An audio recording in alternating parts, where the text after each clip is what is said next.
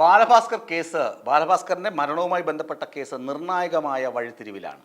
മറ്റൊന്നുമല്ല, പെരിന്തൽമണ്ണ സ്വർണ്ണക്കവർച്ച കേസിൽ അർജുൻ, ബാലഭാസ്കറിൻ്റെ വാഹനം അപകടത്തിൽപ്പെട്ടപ്പോൾ വാഹനം ഓടിച്ചിരുന്ന അർജുൻ അറസ്റ്റിലായതോടുകൂടിയാണ് വേറൊരു മാനത്തിലേക്ക് CBI അന്വേഷണം മാറുന്നത്.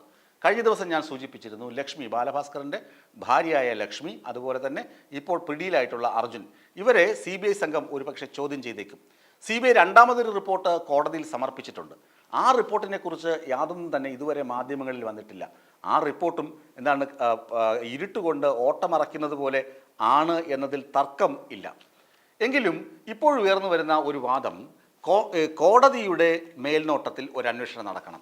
കാരണം ലോക്കൽ പോലീസ്, ക്രൈംബ്രാഞ്ച്, CBI ഇവരൊക്കെ ഈ കേസ് അന്വേഷിച്ചു. പക്ഷേ ഈ കേസ് എങ്ങും എത്തിയിട്ടില്ല. കേസിൽ പ്രധാനമായും തെളിയേണ്ടത് ബാലഭാസ്കറിൻ്റെ അപകട മരണത്തിലേക്ക് നയിച്ച സംഭവങ്ങളാണ്. എങ്ങനെയാണ് ഈ അപകടമുണ്ടായത്? ശാസ്ത്രീയമായ തെളിവുകളുടെ അടിസ്ഥാനത്തിൽ ടൊയോട്ട കമ്പനി വന്ന് പള്ളിപ്പുറത്ത് നടത്തിയ പരിശോധനയിലൊക്കെ പറഞ്ഞത് വാഹനം അമിത വേഗതയിലായിരുന്നു. ഒരുപക്ഷെ ഡ്രൈവർ ഉറങ്ങിയത് കൊണ്ടാകാം. റോഡിന് ചെറിയ ചരിവുമുണ്ട്. പള്ളിപ്പുറത്ത് ആ സിഗ്നൽ കഴിഞ്ഞ് തിരുവനന്തപുരം ഭാഗത്തേക്ക് പോകുമ്പോൾ അറിയാം, ആ ടേണിങ്ങിൽ ഒരു ചരിവ് റോഡിനുണ്ട്. ആ മരമൊക്കെ ഇപ്പോൾ മുറിച്ചു മാറ്റി. റോഡ് വൈഡനിങ്ങിൻ്റെ ഭാഗമായി മരം മുറിച്ചു മാറ്റി. അതുപോലെ തന്നെ ബാലഭാസ്കറിന് അവിടെ ഒരു സ്മാരകം വെച്ചിരുന്നു. അതൊക്കെ എടുത്ത് ദൂരെ കളഞ്ഞു ആളുകൾ. പിന്നെ അവിടെയുള്ള വീടുകളൊക്കെ ഇടിച്ചു. അപ്പോൾ ആ രൂപഭാവമൊക്കെ റോഡിന് മാറിയെങ്കിലും അവിടെ ഒരു മരം ഉണ്ടായിരുന്നു, ഇലവു മരം. അതിനകത്താണ് വാഹനം പോയി, വലിയ മരമാണ്, അവിടെ പോയി ഇടിച്ചാണ് നിൽക്കുന്നത്. അത് എങ്ങനെ സംഭവിച്ചു? അത്ര വേഗത്തിൽ ബാലഭാസ്കറും കുടുംബവും എന്തുകൊണ്ടാണ് വടക്കുംനാഥ ക്ഷേത്രത്തിൽ നിന്ന് തിരുവനന്തപുരത്തേക്ക് പോയത്? അതാണ് പ്രധാനപ്പെട്ട പോയിന്റ്. അത് കൃത്യമായി തെളിയിക്കപ്പെടണമെങ്കിൽ ലക്ഷ്മി വാ തുറക്കണം. ലക്ഷ്മി ഇതുവരെ ഒന്നും മിണ്ടിയിട്ടില്ല. ബാലഭാസ്കറിൻ്റെ വിയോഗത്തെ തുടർന്ന് സഹതാപ തരംഗം ലക്ഷ്മിക്ക് ധാരാളം ലഭിച്ചിരുന്നു. അതുപോലെ തന്നെ മകൾ ജാനിയുടെ, തേജസ്വിനി ബാലയുടെ മരണവും അതുപോലെ തന്നെ ലക്ഷ്മിയെ ഉലച്ചിട്ടുണ്ട്. മാനസികമായി വളരെയധികം സമ്മർദ്ദങ്ങൾക്ക് നടുവിലായിരുന്നു ലക്ഷ്മി. അതുകൊണ്ട് അന്വേഷണ ഉദ്യോഗസ്ഥർ, ലോക്കൽ പോലീസും അതുപോലെ തന്നെ ക്രൈംബ്രാഞ്ചും CBI സംഘവും ലക്ഷ്മിയെ അത്രമാത്രം അങ്ങ് വിശ്വസിക്കുകയും സഹതാപം കൊണ്ട് മൂടുകയും ചെയ്തു. അതുപോലെ തന്നെ അർജുൻ നമ്പൂതിരി പയ്യനാണ്. അവൻ്റെ ക്രിമിനൽ പശ്ചാത്തലം പോലും പോലീസുകാരോ ക്രൈംബ്രാഞ്ചോ പരിശോധിക്കുകയോ വേണ്ട വിധം അയാളെ ഒരു ക്രിമിനലാണ്, ഇൻബോൺ ക്രിമിനലാണ് എന്ന തരത്തിലല്ല ട്രീറ്റ് ചെയ്തത്. ഒരു നമ്പൂരി പയ്യൻ, പാവം പയ്യൻ എന്ന തരത്തിലാണ് ട്രീറ്റ് ചെയ്തത്. അതുകൊണ്ടാണ് അയാളെ ഇതുവരെ കസ്റ്റഡിയിലെടുത്ത് ചോദ്യം ചെയ്യാത്തത്. അതുകൊണ്ടാണ് ഇപ്പോൾ സമൂഹത്തിൻ്റെ വിവിധ തുറകളിലുള്ളവർ, മുൻ പോലീസ് ഉദ്യോഗസ്ഥർ, അതായത് അന്വേഷണ DYSP റാങ്കിലൊക്കെ റിട്ടയർഡായ ആളുകൾ, അതുപോലെ തന്നെ അഭിഭാഷകർ, വളരെ പൊളിറ്റിക്കൽ പവറുള്ള അഭിഭാഷകരൊക്കെ പറയുന്നത്, KM ഷാജഹാനെ പോലുള്ള ആളുകൾ പറയുന്നത്, ഇത് ആരന്വേഷിക്കണം? കോടതിയുടെ മേൽനോട്ടത്തിൽ അന്വേഷിക്കണം. ബാലഭാസ്കറിൻ്റെ അച്ഛൻ അതിന് തയ്യാറാകണം. കോടതിയിൽ ഒരു റിട്ട് ഫയൽ ചെയ്യണം, ഒരു ഹർജി കൊടുക്കണം. മേൽനോട്ടത്തിൽ, ജഡ്ജിയുടെ മേൽനോട്ടത്തിൽ ഇത് നടക്കണം. അതുപോലെ തന്നെ നമുക്കറിയാം, ഹൈക്കോടതിയുടെ നിരീക്ഷണം, ബെച്ചു കുര്യൻ അദ്ദേഹത്തിൻ്റെ ഒരു വിധി ഉണ്ടായിരുന്നു. അതിനകത്ത് 20 കാരണങ്ങൾ, മുമ്പ് ജോലി ചെയ്തിരുന്ന സ്ഥലത്ത് ഈ 20 കാരണങ്ങളെക്കുറിച്ചും അതിനു മുമ്പ് തന്നെ, കോടതി വിധി വരുന്നതിന് മുമ്പേ തന്നെ 20 സംശയങ്ങളും ഞങ്ങൾ റിപ്പോർട്ട് ചെയ്തിട്ടുണ്ട്. ആ ഒരു അനുഭവം എനിക്കുണ്ട്. എന്തിന്? ഒന്നാമത്തെ ചോദ്യം, വടക്കുംനാഥ ക്ഷേത്രത്തിൽ പോയിട്ട് തിരികെ വളരെ വേഗം തിരിച്ചത് എന്തിനാണ്? ആ യാത്രയുടെ ലക്ഷ്യം എന്തായിരുന്നു? അത് ഒന്നാമത്തെ ചോദ്യം. 2, അർജുനെ എങ്ങനെ ഡ്രൈവറായി കിട്ടി? 3, അർജുനെ എവിടെ നിന്ന് കിട്ടി? അർജുൻ്റെ ബാക്ക്ഗ്രൗണ്ട് എന്താണ്? ലക്ഷ്മി മുൻസീറ്റിൽ ഇരിക്കുന്നു. ലക്ഷ്മിക്ക് ആരോഗ്യ പ്രശ്നങ്ങൾ കൊണ്ട് മുൻസീറ്റിലാണ് ലക്ഷ്മി ഇരുന്ന് യാത്ര ചെയ്യുക. ലക്ഷ്മിയുടെ മടിയിൽ മകളുണ്ട്. സുരക്ഷ ഉറപ്പുവരുത്തിയിരുന്നു. എന്തിനാണ് തമ്പി പോയി ഈ CCTV ദൃശ്യങ്ങൾ അടങ്ങിയ ഹാർഡ് ഡിസ്കുകൾ കൊല്ലത്തു നിന്നും ആ ഭാഗത്തുള്ള ഹാർഡ് ഡിസ്കുകൾ ശേഖരിച്ചത്? പ്രകാശൻ തമ്പി എന്ന് പറയുന്ന വ്യക്തി ഒരു ഹാർഡ്വെയർ എഞ്ചിനീയറാണ്. അദ്ദേഹത്തിന് അതിനകത്ത് എല്ലാ കാര്യങ്ങളും അറിയാം. അതൊന്നും പോലീസ് അന്വേഷിച്ചു പോയില്ല. മൊബൈൽ ഫോണും പണവും അതുപോലെ തന്നെ സ്വർണവും ഒക്കെ തമ്പിയാണ് പോലീസ് സ്റ്റേഷനിൽ പോയി ഏറ്റുവാങ്ങുന്നത്. തമ്പിയെ ബാലഭാസ്കറിൻ്റെ അച്ഛൻ നിയോഗിച്ചു എന്ന് പറയുന്നത് മറ്റൊരു വശത്ത് നിൽക്കുന്നുണ്ടെങ്കിൽ തന്നെയും തമ്പി പോയി വാങ്ങി അത് അച്ഛനെ ഏൽപ്പിക്കണമായിരുന്നു. അല്ലാതെ തമ്പി സൂക്ഷിക്കണം എന്ന് ആരും പറഞ്ഞില്ല. തമ്പിയെ ബാലഭാസ്കറിൻ്റെ മൊബൈലൊക്കെ കൊണ്ട് ഒളിപ്പിച്ചു വെക്കുകയാണ് ചെയ്തത്. പിന്നീട് പോലീസ് പരിശോധനയിൽ തമ്പിയുടെ വീട്ടിലെ പൂജാമുറിയിൽ നിന്നാണ് ഈ ഫോണൊക്കെ ലഭിച്ചത്. അങ്ങനെ തുടങ്ങി നിരവധി സംശയങ്ങളുണ്ട്. അതുപോലെ തന്നെ തമ്പി, ലത എന്ന് പറയുന്ന പാലക്കാട് പൂന്തോട്ടം ആയുർവേദ റിസോർട്ടിൻ്റെ ഓണറുടെ ഭാര്യയായ ലത, അല്ലെങ്കിൽ ഓണറുടെ മകൻ ജിഷ്ണുവൊക്കെ അന്ന് അവരുടെ ടവർ ലൊക്കേഷനെ കുറിച്ച് സൈബർ സെല്ല് തന്നെ പുറത്തുവിട്ട വാർത്തകളുണ്ടായിരുന്നു. എന്താണ്?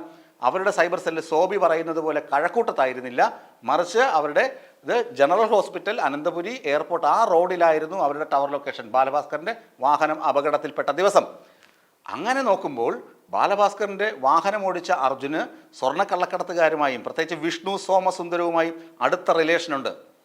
ആ വിഷ്ണു സോമസുന്ദരത്തിൻ്റെ നിർദ്ദേശാനുസരണം അർജുൻ എയർപോർട്ടിൽ തമ്പിയെ കാണാനാണ് പോയതെങ്കിലോ? ബാലഭാസ്കറിനെ മറയാക്കി ഏതോ ഒരു ആള് വരുമ്പോൾ അയാളുടെ കയ്യിൽ നിന്ന് സ്വർണ്ണമടങ്ങിയ ബാഗ് കരസ്ഥമാക്കാനാണ് ഇത്ര വേഗത്തിൽ പോയതെങ്കിലോ?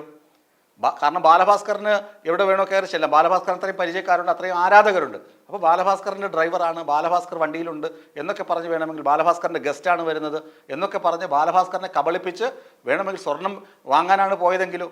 അത്തരത്തിലുള്ള അന്വേഷണങ്ങളൊന്നും ഇതുവരെ നടന്നിട്ടില്ല. ഏതായാലും ഭാഗ്യവശാൽ DRIയുടെ പരിശോധനയിൽ ബാലഭാസ്കറിൻ്റെ അക്കൗണ്ടുകളിലോ അതുപോലെ തന്നെ ബാലഭാസ്കറിൻ്റെ ഫോൺ സംഭാഷണങ്ങളിലോ സ്വർണ്ണക്കടത്തുമായി ബന്ധപ്പെട്ട യാതൊരു തെളിവുകളുമില്ല. ബാലഭാസ്കറിൻ്റെ എൻറ്റയർ ലൈഫ് നോക്കിയാൽ തന്നെ അയാൾ സത്യസന്ധമായി ജീവിച്ച മനുഷ്യനാണ്. പക്ഷേ അദ്ദേഹത്തെ മറയാക്കി വിഷ്ണു സോമസുന്ദരം, പ്രകാശ് തമ്പി, അതുപോലെ തന്നെ ഈ അർജുൻ, ജമീൽ എന്ന് വേറൊരു കഥാപാത്രമുണ്ട്, ജമീൽ, ഇങ്ങനെ തുടങ്ങിയ കുറച്ച് ആളുകൾ ബാലഭാസ്കറിനെ മറയാക്കി ഇത്തരം കച്ചവടങ്ങൾ നടത്തിയിരുന്നു. ഇതിൻ്റെ പിന്നിൽ വമ്പൻ സ്രാവുകൾ ഉണ്ടാകാം. വിഷ്ണു സോമസുന്ദരം ജോലി ചെയ്തിരുന്ന സ്ഥലം, വിഷ്ണു സോമസുന്ദരം അടിക്കടി ദുബായിൽ പോയത് ആർക്ക് വേണ്ടി? ഇതൊക്കെ ചോദ്യങ്ങളാണ്.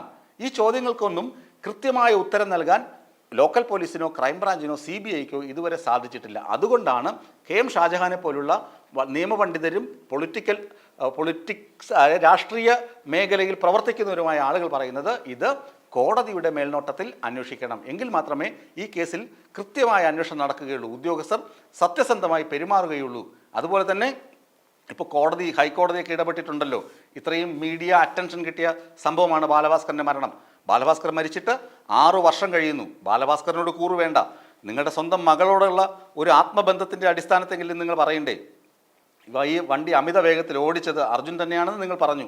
അത് വാസ്തവം തന്നെ, അത് വളരെ സന്തോഷമുള്ള കാര്യം. അതെങ്കിലും നിങ്ങൾ പറഞ്ഞുവല്ലോ, അർജുനാണ് വണ്ടി ഓടിച്ചത്, നിങ്ങൾ മൊഴി കൊടുത്തത് വളരെ നല്ല കാര്യമാണ്.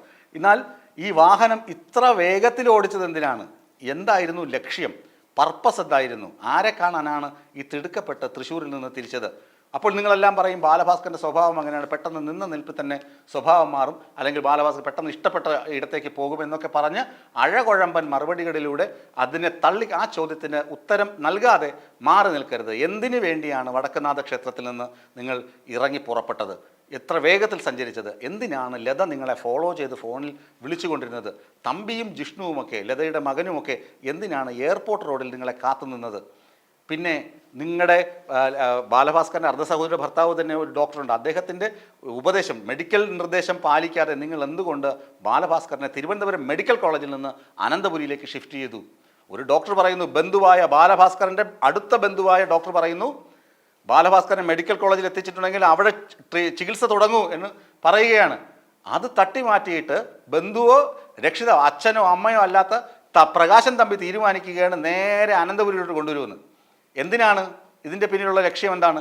കൃത്യം പ്ലാനിങ് ആണ്. കാരണം അവിടെയാണല്ലോ ഇവർ വെയിറ്റ് ചെയ്ത് നിന്നത്. അപ്പോൾ ടവർ ലൊക്കേഷനൊക്കെ നോക്കുകയാണെങ്കിൽ അവർക്ക് പറയാമല്ലോ ബാലഭാസ്കർ അപകടത്തിൽപ്പെട്ടു, അതുകൊണ്ട് ഞങ്ങൾ അനന്തപുരിയിൽ വെയിറ്റ് ചെയ്തതെന്ന് പറയാമല്ലോ. ഇത്തരത്തിലുള്ള ഒരുപാട് ഏടാകൂടങ്ങൾ ഈ കേസിലുണ്ട്. അത് തെളിയണമെങ്കിൽ കോടതിയുടെ മേൽനോട്ടത്തിൽ അന്വേഷിച്ചാൽ മാത്രമേ അത് തെളിയുകയുള്ളൂ. അത് ബാലഭാസ്കറിൻ്റെ വീട്ടുകാർ ശ്രദ്ധിക്കണം. അങ്ങനെ ഒരു കേസ് ഫയൽ ചെയ്യണം, കോടതിയുടെ മേൽനോട്ടം വേണമെന്ന് ആവശ്യപ്പെട്ടുകൊണ്ടൊരു ഹർജി നൽകണം. അതിന് KM ഷാജഹാനെ പോലുള്ള ആളുകൾ നിങ്ങൾക്കൊപ്പം ഉണ്ട് എന്നുള്ള പരമാർത്ഥം കൂടി നിങ്ങൾ മനസ്സിലാക്കണം. അദ്ദേഹം ഇന്നലെ അക്കാര്യം ഒരു ടെലിവിഷൻ ചാനലിൽ പറയുകയും ചെയ്തിരുന്നു.